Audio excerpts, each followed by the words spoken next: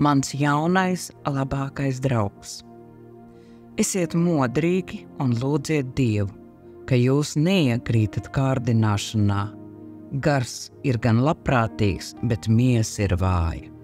Mateja evaņģēlijs 26:41. Mans vīrs Bobs un es pēc kārtas smēķējām savu pēdējo cigareti, kamēr man pirkstos palika tikai apsdedzis filtrs. Es to līdz vidum iespiedu puķu podā kopā ar citām cigaretēm. Tās man atgādināja miniatūrus kapakmeņus. Ar skumjām nolūkojos uz šo mazo kapsētu, atvadījos no sava labākā drauga, 22 gadu garumā. Mēs, cigarete un es, satikāmies vasarā, pirms pēdējā vidusskolas gada. Tā kā biju šausmīgi kautrīga, nopriecājos, ka daži no klases biedriem uzaicināja mani uz vasaras pikniku. Pēc pusdienām pilsētas parkā pārējās meitenes aizsmēķēja. Oho, es nodomāju, tās jau ir pieaugušo cilvēku lietas. Iztēlojos izsmalcinātas dāmas, kuras pirkstos ar nolapotiem nagiem tur cigaretes, kamēr džentlmeņi steidzas piešķilt uguni ar sudraba šķiltavām. Kad viena no draudzenēm piedāvāja ievilkt dūmu no viņas cigaretes, nedomājot piekritu. Drīz vien viņa pielaboja manus neveiklos mēģinājumus, sakot: ieelpo un izelpo, ieelpo un izelpo. Lūk tā. Tas ir viegli, sev teicu. Lai mani pieņemtu, ir nepieciešama tikai smēķēšana. Līdz tumsai es jau biju pieradusi. Nākamajās 10 gadēs izsmēķēju 1,054,000 šo mirgojošo balto tabakas caurulīšu.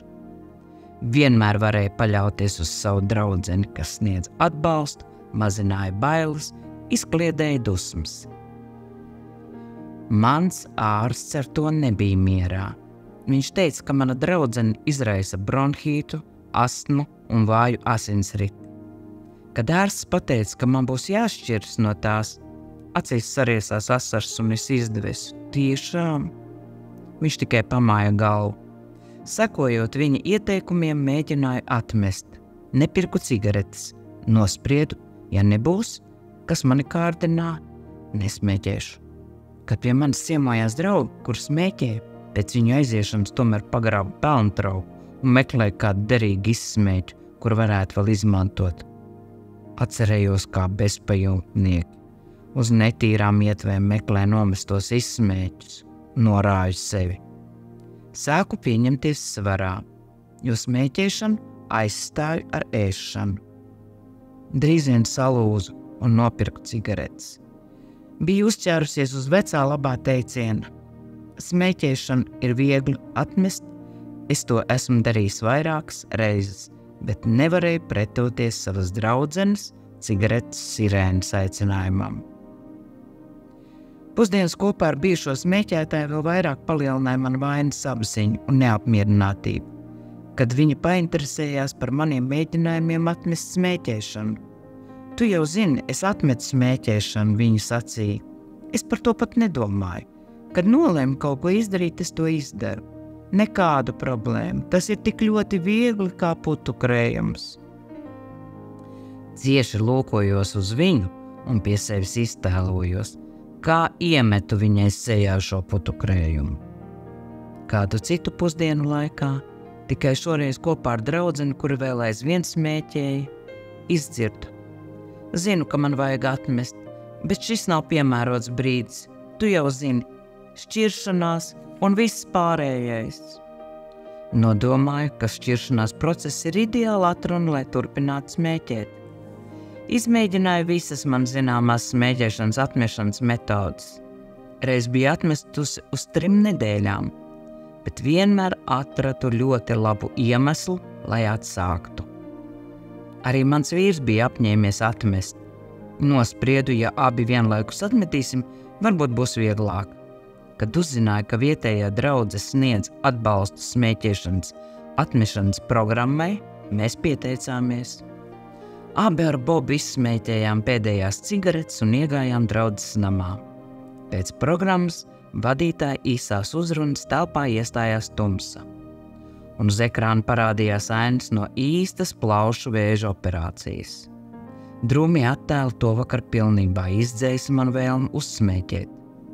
Biedējošie fakti var palīdzēt kādu laiku, bet mēs sapratām, lai atbrīvotos no atkarības, ir vajadzīgs kaut kas vairāk par bailēm. Nākamie padomi vakar bija atbalsts mūsu nepārliecinošajiem nodomiem. Uzzinājām vairāk par tabakas kaitīgo ietekmi un veselīgajām smēķēšanas alternatīvām. Pārējie smēķētāji atbalstīja mūsu centienus. Kad vadītājs ieteica lūgt Dievu palīdzību, sapratu, ka šādu metodi vēl neesmu izmantojusi.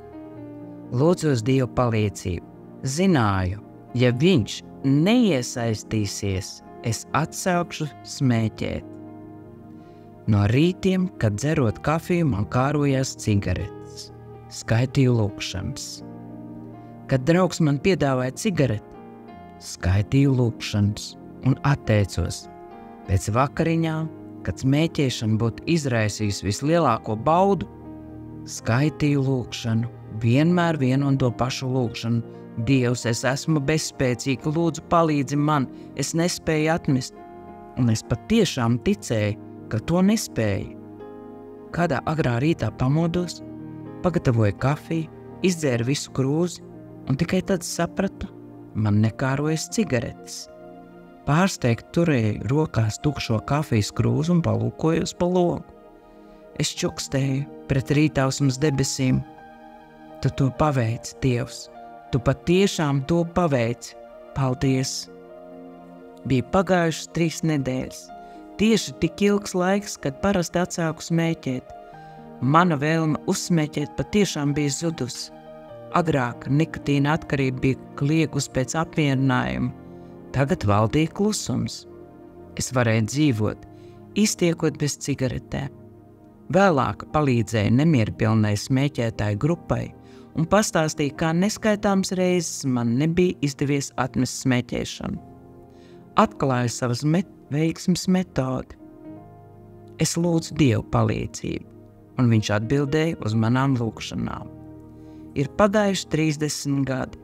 Tagad dzīvoju augstu Kolorādo kalnos, kur kopā ar vīru un mazbērniem dodos pārgājienos, braucu ar kanoja laivām un slēpoju.